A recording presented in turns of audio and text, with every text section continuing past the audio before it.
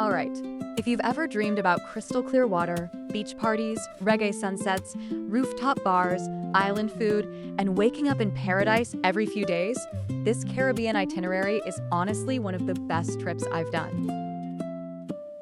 Over 8 days, I went through Punta Cana, San Juan, and Montego Bay, and every island had a completely different vibe. Punta Cana felt like luxury relaxation. Puerto Rico had culture and nightlife, and Jamaica, pure energy. Music, food, beaches, unforgettable. The moment I landed in Punta Cana, the tropical heat hit differently. Palm trees everywhere, open air resorts, bachata music playing in the background. It already felt like vacation mode. I stayed near Bavaro Beach, and honestly, those beaches look fake in real life. The water is bright turquoise, the sand is soft white, and even random morning walks feel cinematic. For couples, this place is paradise. Sunset dinners, catamaran cruises, beach massages, the whole romantic Caribbean vibe is real. But if you're traveling with friends, the beach clubs and adults-only resorts go crazy at night. One thing I'd seriously recommend: don't stay inside the resort the entire time. I took a drive out to Macau Beach, and it felt way more local and authentic. Less polished, fewer tourists, surfers in the water, food shacks near the beach. Honestly, one of my favorite spots in Punta Cana. Activity-wise, Punta Cana is packed. I tried an ATV jungle tour, a snorkeling cruise, and a sauna island day trip, which looked straight out of a movie. Food surprised me too. Dominican food is underrated. I had fresh grilled seafood almost every day, plus mofongo, empanadas, rice dishes, and tropical fruits constantly. At night, Punta Cana turns into more of a resort party destination. Think beachfront DJs, cocktail lounges, Latin dance music, pool parties, and open-air bars under palm trees. For hotels, there's literally everything. Budget stays around $80 to $150. Mid-range and luxury all-inclusives from $250 to $600 plus.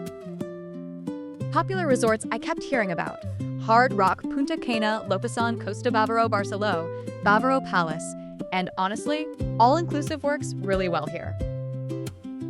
Transport in Punta Cana is mostly hotel shuttles and taxis. I wouldn't really recommend driving unless you're experienced with Caribbean roads. Most tours include pickup anyway, so getting around is pretty easy.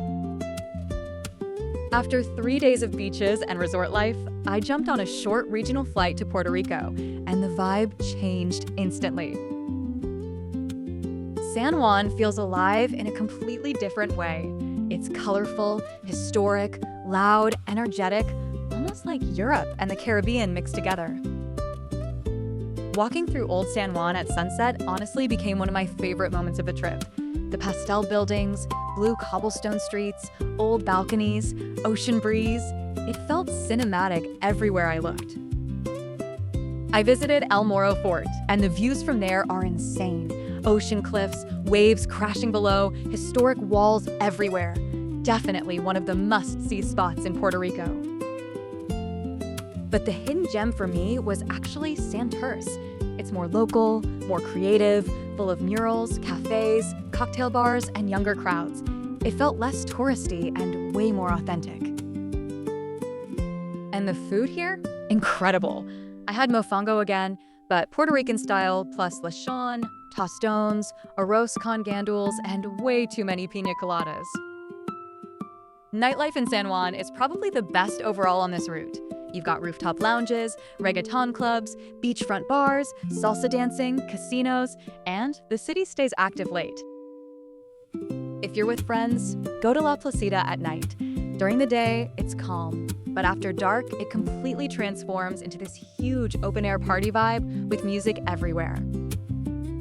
For hotels, budget stays around $100 to $180. Mid-range, around $200 to $350. Luxury beachfront hotels easily go beyond $500. Popular spots: Carab, Hilton, Condado, Vanderbilt, Dream Inn, PR.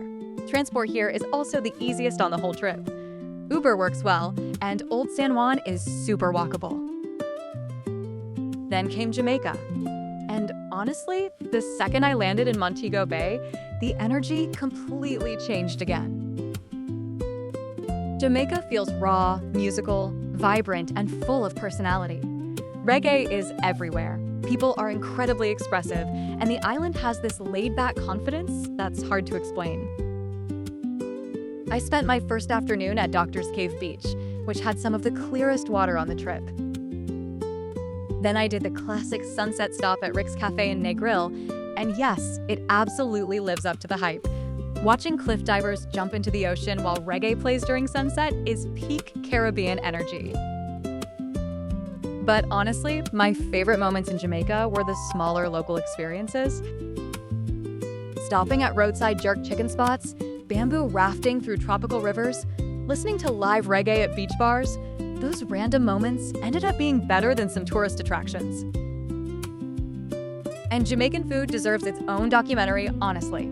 Jerk chicken, curry goat, patties, ackee, and saltfish, rum punch, everything was flavorful and spicy in the best way possible. Nightlife in Montego Bay feels more music-focused than luxury-focused. Beach parties, reggae bars, dancehall clubs, live DJs. It's energetic, but still relaxed at the same time. For hotels, budget stays start around $90. Mid-range around $180 to $350. Luxury resorts can easily cross $700 a night. Popular stays: Secrets Wild Orchid Hyatt Ziva Rose Hall S Hotel Jamaica. For couples, Jamaica feels romantic in a more adventurous way. For groups, honestly, this was probably the most fun nightlife stop of the entire trip. So let's talk actual costs. For 8 days across these islands, budget travelers can probably do it around $1,500 to $2,000. Mid-range travelers around $2,500 to $4,000. Luxury travelers, honestly, the sky's the limit in the Caribbean. Flights between islands were short, but not always cheap, so book early. Transport breakdown: Punta Cana equals hotel transfers and taxis San Juan equals Uber plus walking Montego Bay equals taxis and resort shuttles. Language wasn't really a big issue either. Spanish is dominant in Punta Cana and Puerto Rico, but most tourist areas speak enough English. Jamaica is English-speaking, although local patois can sound fast at first. What I loved most about this route is that every destination felt completely different. Punta Cana gave me relaxation and luxury. Puerto Rico gave me culture, architecture, and nightlife. Jamaica gave me music, food, and personality. And honestly, if I had to recommend this trip, couples will love Punta Cana, and Puerto Rico friend groups will probably go crazy for San Juan nightlife and Jamaica beach parties. Families can easily make this work too by choosing the right resorts and tours. If you only do one thing in each place, Punta Cana equals sunset. Catamaran cruise, San Juan equals evening walk, through Old San Juan, Jamaica equals reggae sunset at Rick's Cafe. And that's my full Caribbean island hopping experience across Punta Cana, Puerto Rico, and Jamaica. If this helped you plan your trip, save this video for later, share it with your travel group, and comment below, which Caribbean island are you visiting first? Like, subscribe, and follow for more real travel guides, nightlife itineraries, hidden gems, and unforgettable destinations around the world.